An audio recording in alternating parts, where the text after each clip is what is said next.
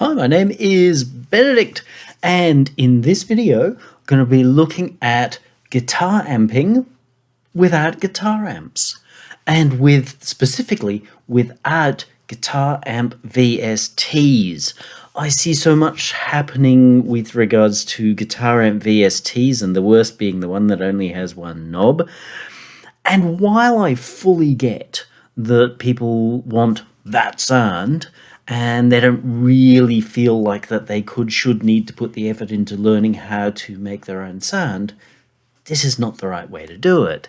Oh yeah, you can do it that way, and that sounds fine, but once we're in a software environment, narrowing yourself down can be wise if you say, okay, I've got this one thing, but the problem is it doesn't end up that way. People end up going, rather than having their one Fender Tweed and like that's how they sound, they have to have like 47 trillion guitar amps. So if you went out and you bought one VST that sounded like your Fender Tweed or whatever it is that you would buy in the real world, fair enough, you don't need to consider this. But if you're going to be one of those people who says, I need to buy 57 trillion amps or one Uber guitar amp speaker plug-in blah blah blah to have access to absolutely everything, maybe you're doing it the hard way. Let's take a Rex loop. It's pretty exciting.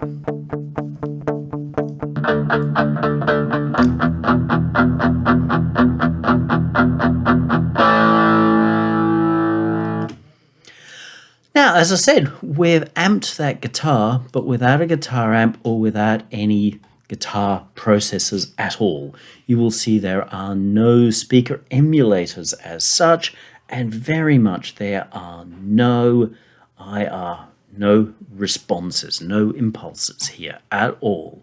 I see them as being kind of an enemy, like putting bunny ears on yourself with an Instaham camera. It's not real.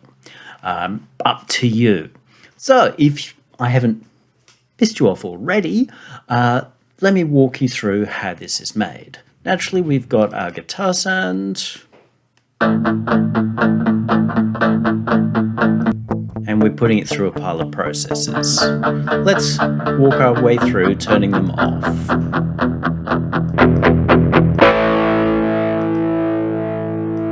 Leave that one on. So now there's no difference. Let's walk through. None of what I'm saying here is necessarily saying this is the only way to do it or the right way to do it. For anyone who follows me, they know that I have no truck with that. This is the right or this is the only. That's for, well, the narrow-minded. And there should not be narrow-mindedness in art.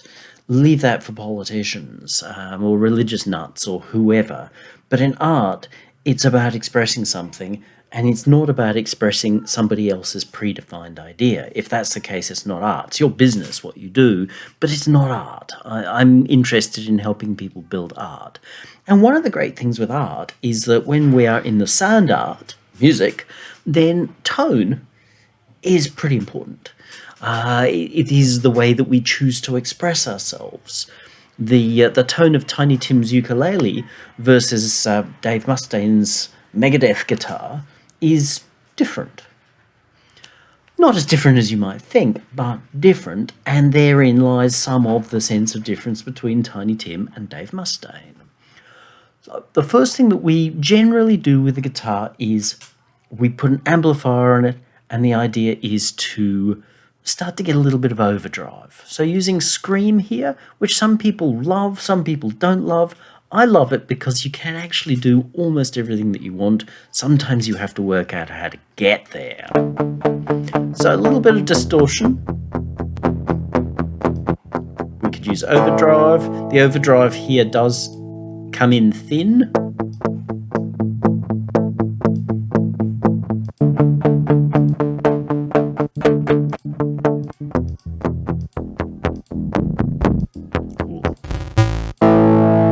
So all these different things, I said, okay, let's go with a little bit of distortion, a DS1 pedal, so to speak. And that's all I'm getting from this. And then putting it through a fuzz.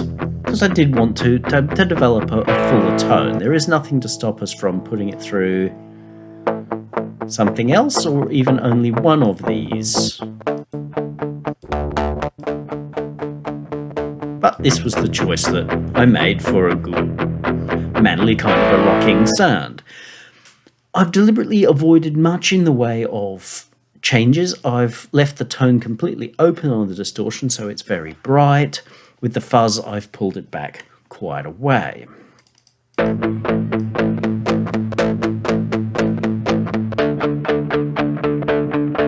There's no right or wrong there.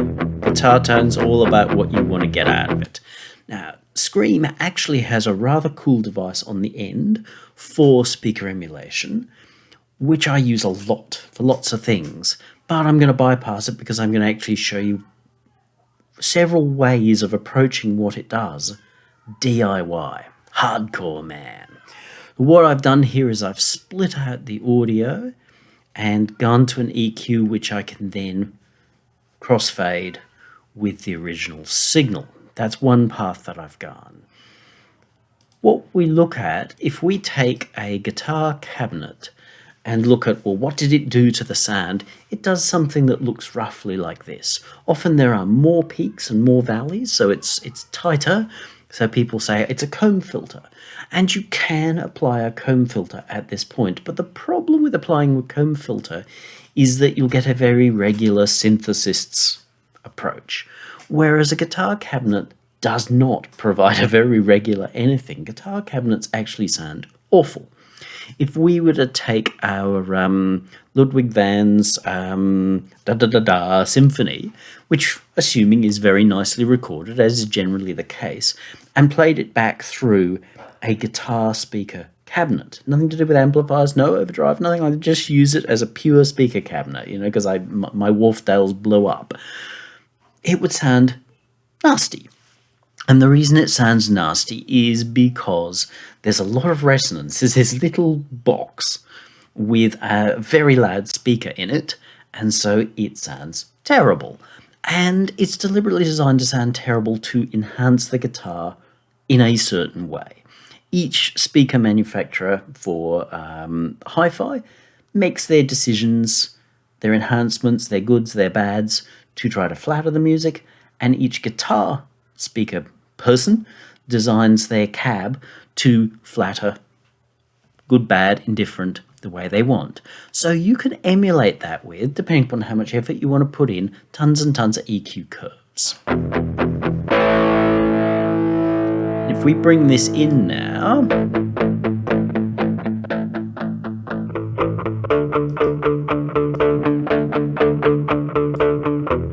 hear how we've got more of a guitar-y kind of sound. That's a little bit straight and like, oh yeah, you just put a digital distortion on that, didn't you? Especially if we only have the one drive. But notice how that changes the sound straight away. If we run that in parallel with itself, especially with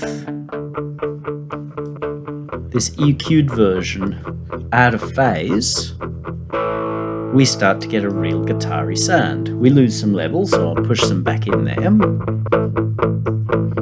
Sounds pretty good. Now,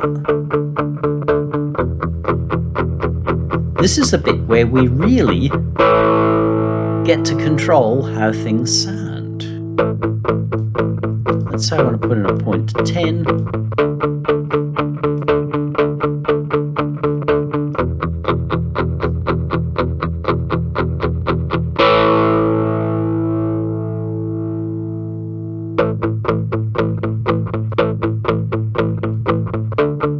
I can completely finesse how this sounds. If I want this to sound a little bit meaner, I can do that.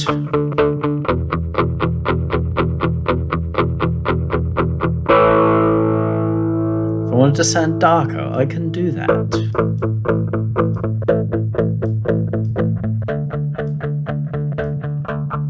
If I want it to sound midier, as in more mid-rangey,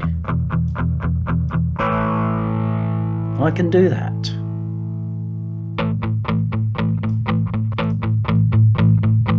boomy. I can do that.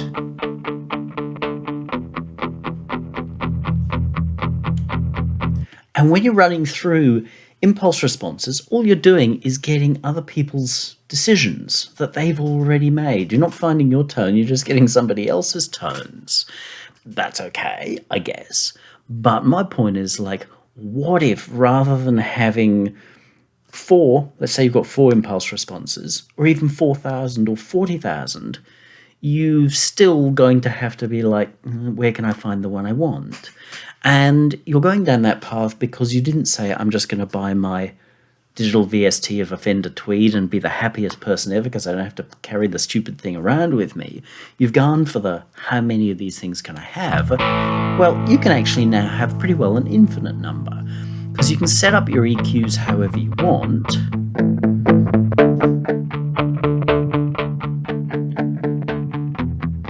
Set how you crossfade between the original signal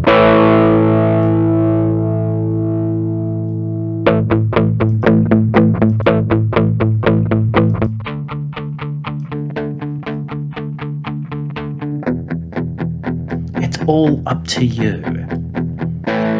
So that's one approach to making a cabinet resonance, or more to the point, perhaps part of making a cabinet resonance. So get an EQ that you can create lots of points on, get them reasonably pointy, but just experiment. You've got to take some time learning this before you start to go, oh, that's where that sound lives, or that's where that sound lives. It's even nicer if you've got an EQ where you can take all those points and shift them up and down, or any selection thereof. I have a few EQs that would do it, but for some reason they wouldn't behave in this situation. I don't know whether there's some sort of bug with them. I'm not going to name them, but this one behaved every time, so this is the one that stuck with it. It's free, so if you want to be able to literally duplicate what I've done, it will do everything. The only thing it won't do is give the ability to do this. But if you are a Reason user, then you could always use the back end. You've got 8 points here. If you've got no more than 8 points running in here, you could use a CV knob to just shuttle them backwards and forwards, and that will change your overall cab tone, or just come in here and do it by hand. But either way, that is one approach and one part of how to get a good cabinet sound. Should start again, there we go.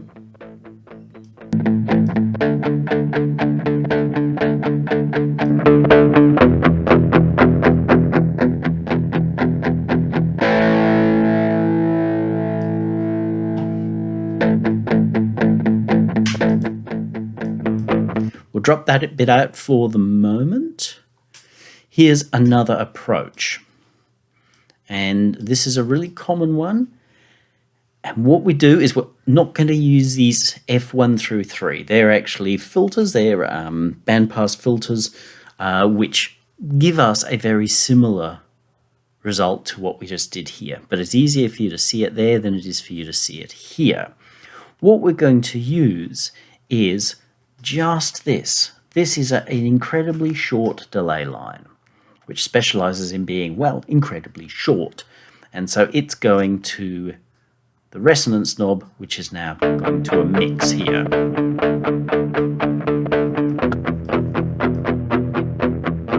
Hear how that gives us a real guitar kind of a sound.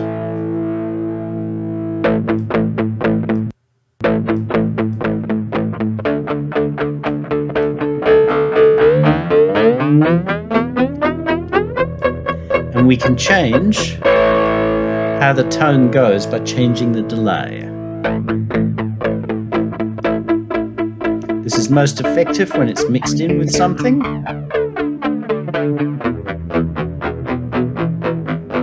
Once we get out too far, we start to be able to hear that. Depends how much regeneration or feedback we use. But that's naturally going to be like a larger cabinet.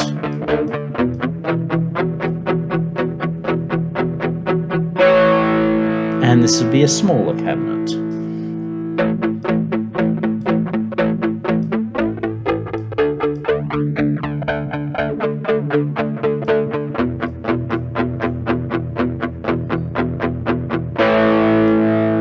and how you balance the dry and wet signal, so the echoes in this case, very fine echoes, resonances, how you balance that mix up and how much feedback there is will give us the sense of a tone,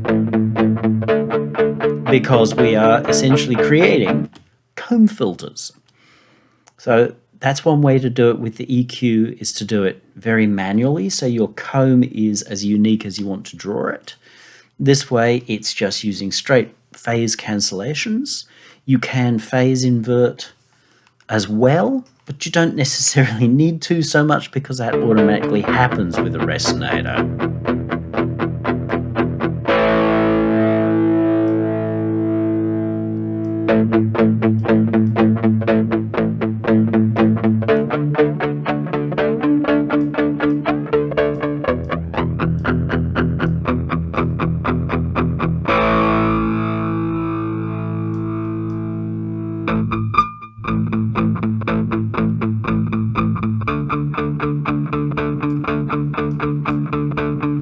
So you may have noticed if you're flipping through IRs or any kind of speaker emulator, often they get that squeaky sort of sound, and that is this regeneration. If it's an IR, it's simply that regeneration was happening inside the cabinet, the box, assuming they actually sampled a real guitar speaker inside a box. Then that's the sound flutter echoing inside that box. That's what you're hearing with that little kind of a whine, the nasal sound that you get. So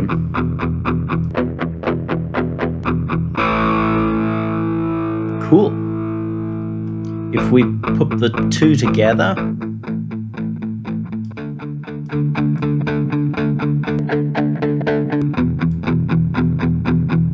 we get a more detailed sound. We can choose how we balance that out. Meaner, more direct.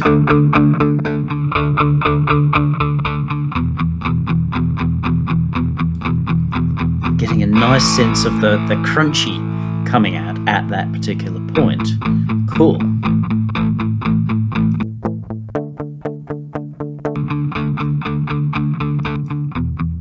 If we pop them out, dry, cabinet.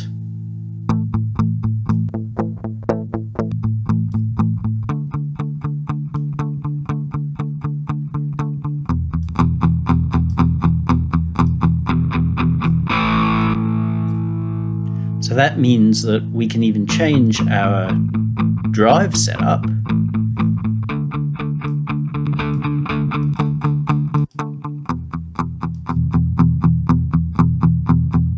to take advantage of the speaker sound that we are developing.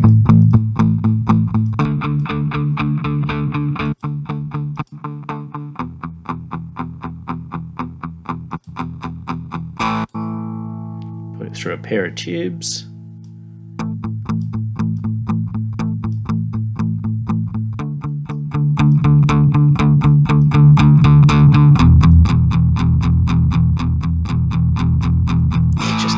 Feel the crunch.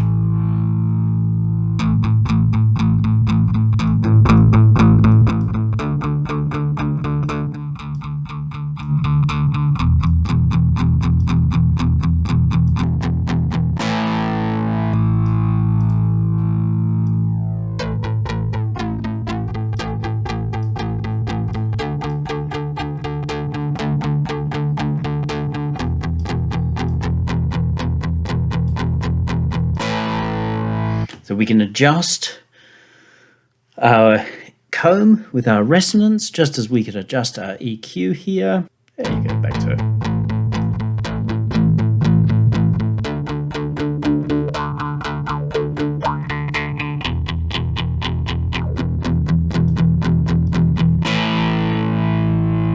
So finding a tubby frequency, or boom, boom, boom kind of frequency, and that crunchy.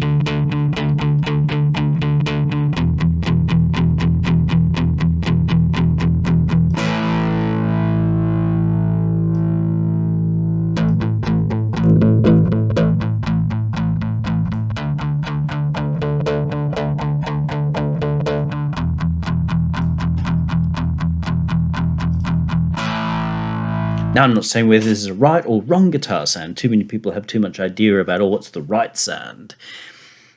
Okay, if you're doing it in a Dave Mustaine cover band, yeah, you need to nail Dave Mustaine's tone. But if you're in your own band, nailing Dave Mustaine's tone is a good way to be compared to Megadeth and who's going to win Megadeth every time. Why? Because Megadeth are famous and they've got lots of records out there. People will always go back to the more famous version of it, which is why, even though there are some similarities at times between Megadeth and Metallica, Dave always makes sure that a Megadeth record is not a Metallica record. There's a real distinctive difference between those two. And if you didn't know the history, you may not even notice it. Now the next one. Here's another option.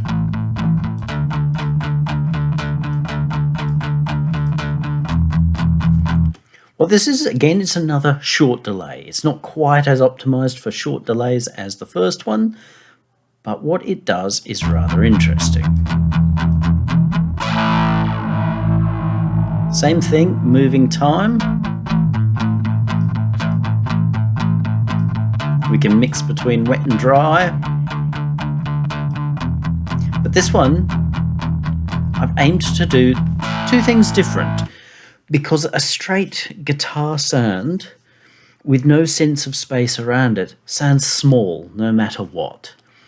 So here we're creating the original sound and putting another sound around it.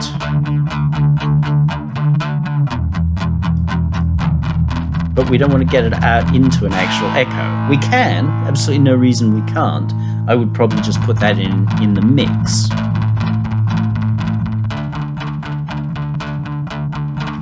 So here we want this to be really pretty short. Again, we can use it to emphasize and de-emphasize certain frequencies. So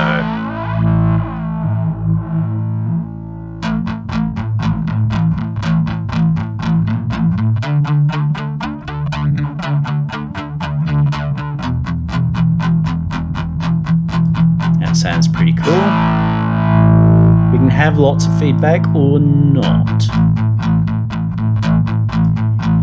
But this one also has an offset for the stereo.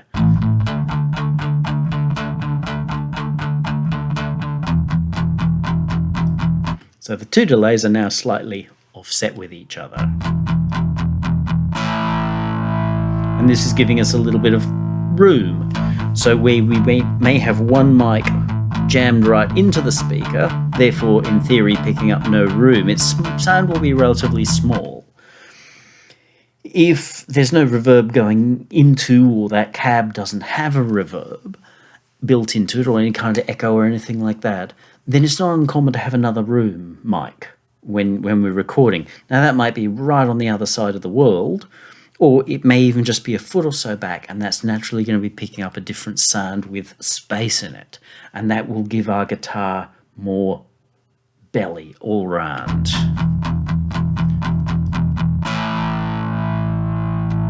In this case, I've opted to make it stereo as well, because I know so many of you are making the fundamental silly error of bringing in one guitar line, duplicating it, and then doing some kind of weird-ass processing. Do not. If you feel the need for that one guitar, there was one guitar, sorry, foreigner, to be in stereo rather than hammering down the middle, then do something like this. Very short delay, or even a longer delay.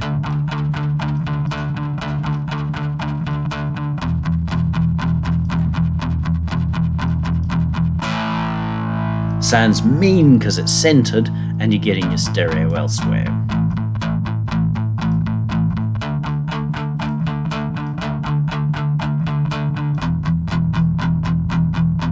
But if you do it pretty tight like this, people will perceive it as being one sound that's got a lot of girth to it, a lot of 3D-ishness to itself. So again, we've gone from this very flat sample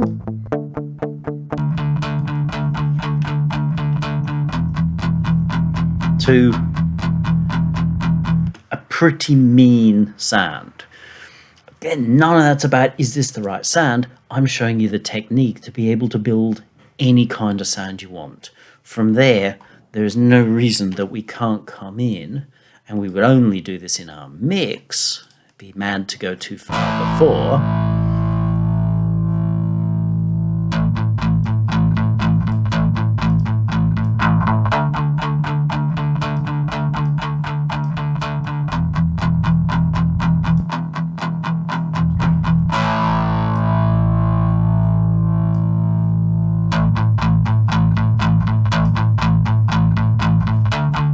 Or leave.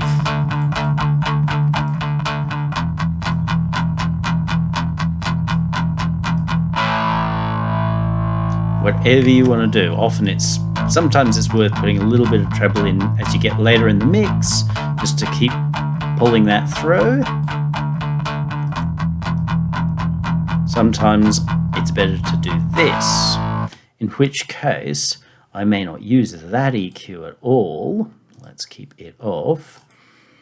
Let's do something like this. Actually, we'll do it after here, so it's not part of that. We'll grab ourselves an EQ. We'll use the M class because it's easier for people to see what's going on. Yep, it's in.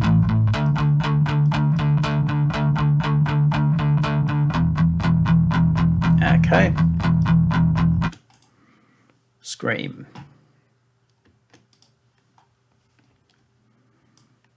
Tube. Not that much tube.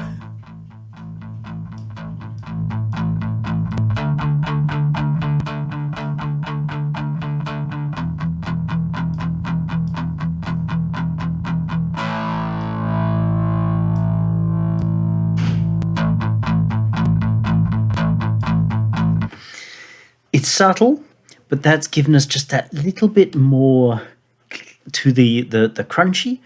It's added some bright overtones, which are now taking the place of what I've rolled off.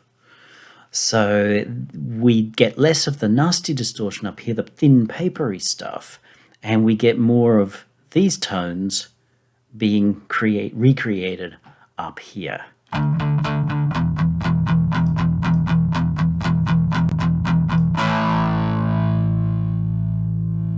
Pull out our mids if we're that obsessed.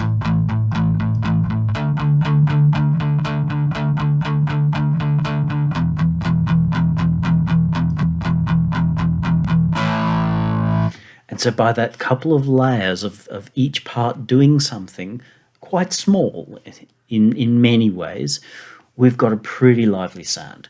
But again, you don't want to mix this until you've actually got some music to mix it with, because I've made this sound seemingly kind of cool here, but how does it need to sound compared to the track that it's in? This might be a duet between Celine Dion and Elton John about a teddy bear or something, in which case this may not be the sound.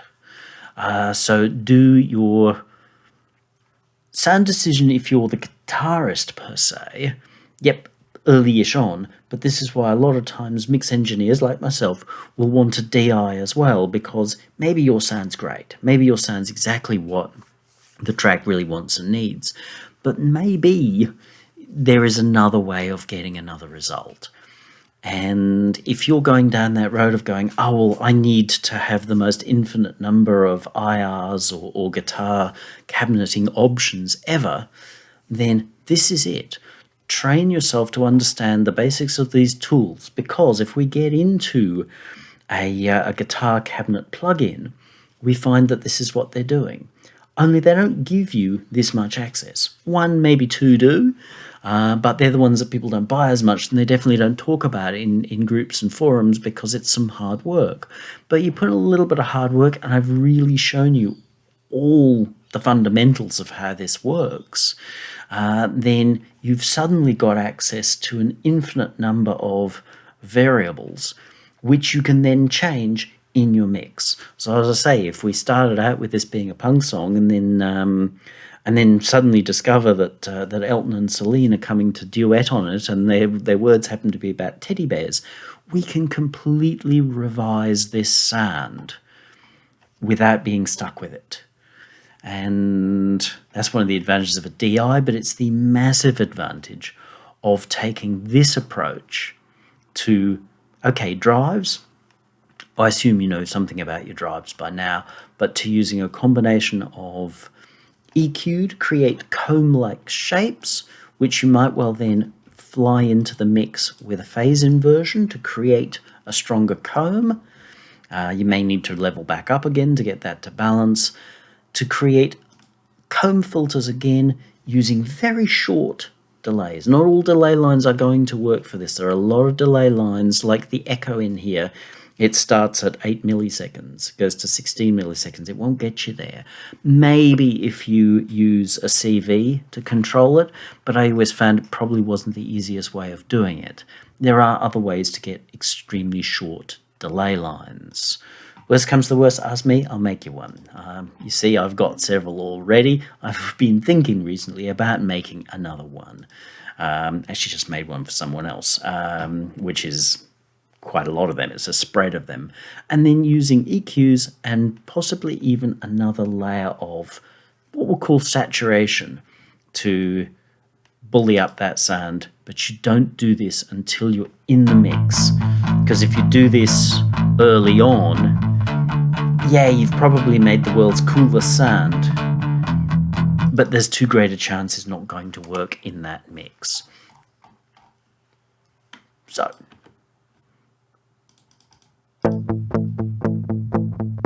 very clean. It's got that sense of space around it. If you don't want the space, this becomes meaner. The space makes it less mean.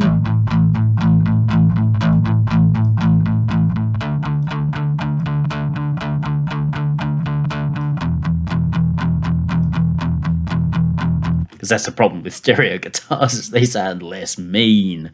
You know, how many Lemmys are there? One Lemmy. We don't need more Lemmys. One Lemmy is enough.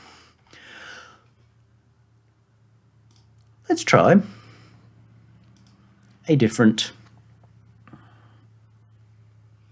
Yeah, we don't want... Oh, let's just see what this sounds like.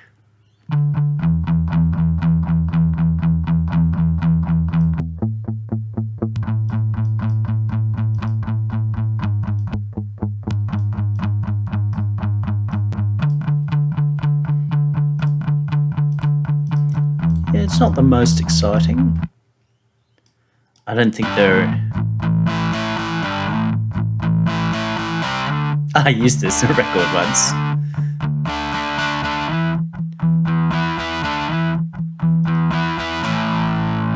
And that's cool, but we know we've got this issue here.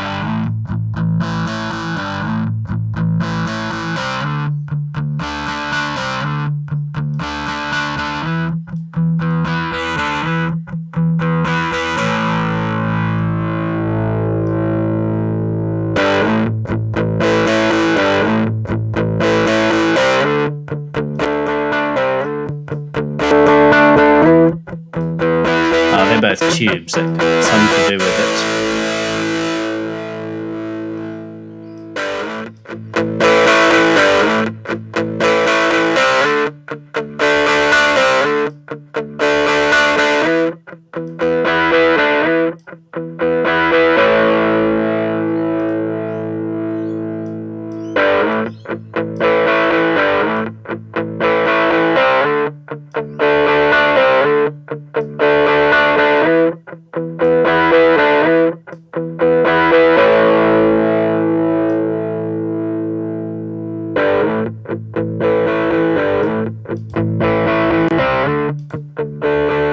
Hear how we're finding all these different tones.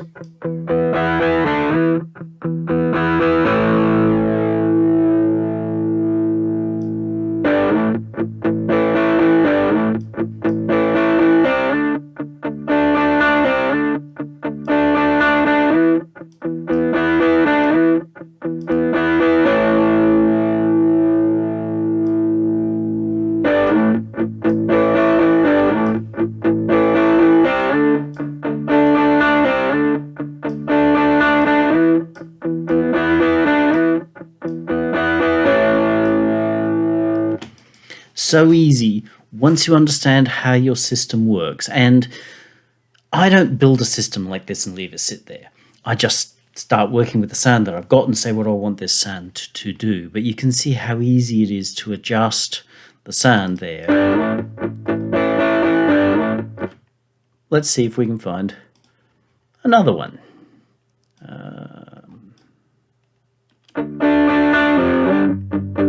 They're all roughly the same, so we'll move to...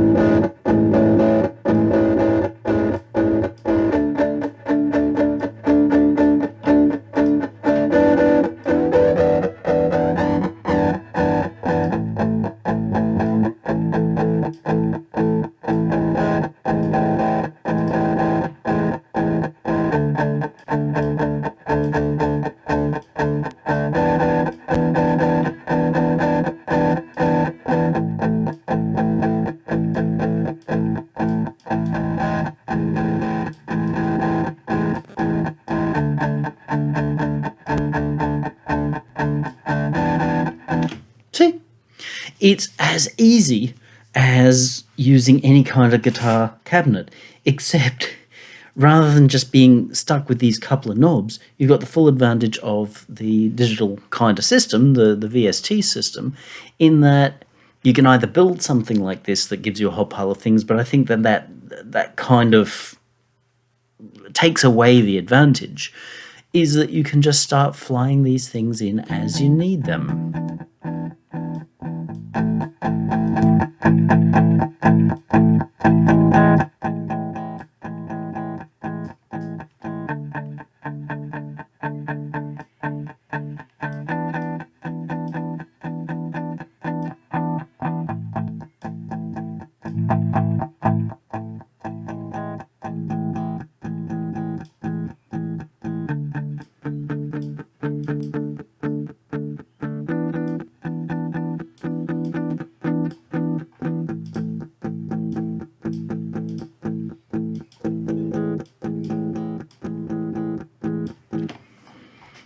Could go on forever. Whatever you've got, whatever style of music that your guitar's coming in for, and this will work equally on synths as well, you can actually create really interesting tones. Now, if you've got particularly the same guitarist or somebody who's got guitar and keyboard things that kind of fight with each other, or even two synths that kind of fight with each other, this is a method you can use to move it. You don't have to be as obviously comb filtery as this, but you hear how we accept that as it is. Initially we think, oh, that sounds a bit weird, and then we accept it as it is. Sounds a bit kind of weird, but then we accept it as it is. So that allows you, if you've got two sounds which are just kind of intent on being on top of each other, that allows you to move one or both of them with this comb filter approach, either by using short resonant, slightly resonant delays up against each other, or by creating some kind of an EQ curve and flying it inverse against itself. You'll find that you can move some of those things that fight with each other away a little bit, which is far better than trying to hit it straight on the head with an EQ curve, because you're going to go, oh no, well, it's not getting me there, man. I need to, dig a bigger hole, and you end up with this kind of stuff, and your sounds just don't work at all. You sound brutalized.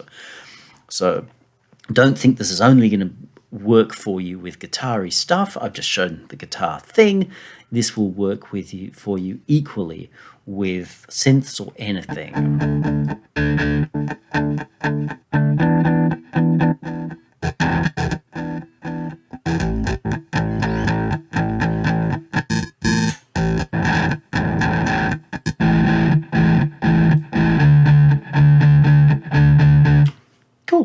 if you have any questions, pop them on down below. Yeah, otherwise, if you want me to mix for you, there are a couple of links below. This is part of something, a group of mine, Indie Musicians Guidebook. If you want to be able to discuss these things more, ask to join the group. You have a great day.